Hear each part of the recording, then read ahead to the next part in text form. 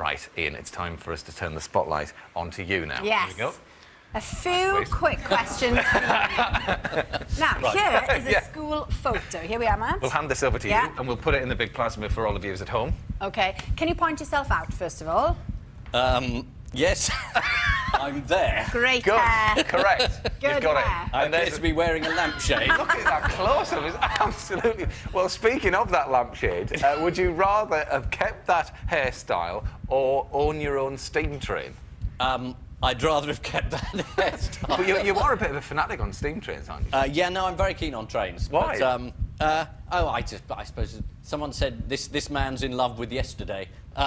It's a reasonable description. I do like steam trains. They have a sort of romance of travel that my commute in a train where there aren't enough seats doesn't really have. OK. OK, we'll move on. Moving on. Kiss and makeup is the next.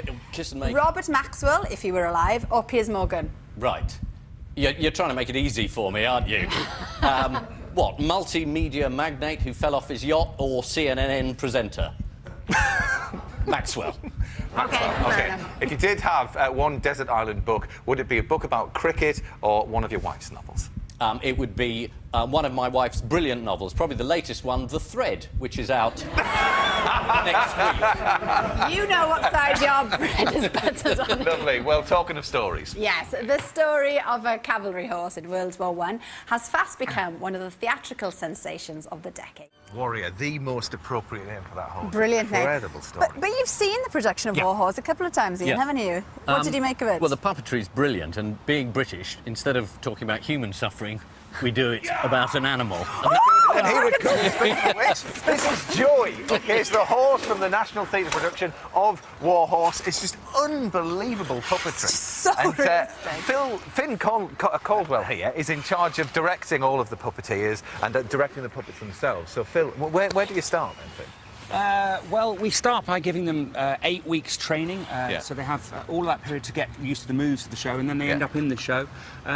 We've got 3 people operating the puppet here. We've got the guy on the head, who's in charge of obviously keeping the head in the air, and he controls the eye line of the horse, so what it's looking at all the time. It's breathtaking. Well, look it is. But I mean, you know, it must be incredible work for the guys inside the horse. But in the show, somebody actually rides the horse as well. Yeah, somebody rides on the show.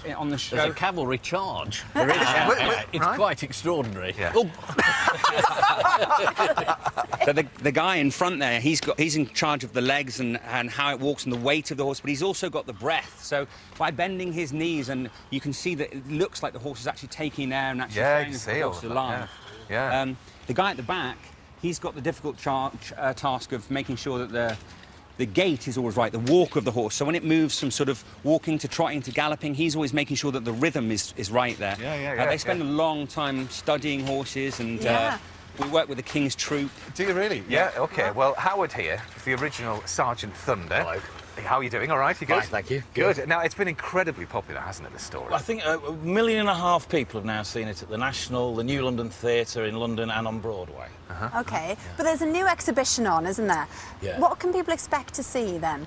Well, we went down there this morning. It was fantastic. It was absolutely free. You can see lots of bits from War Horse. There's bits going on, bits from the movie.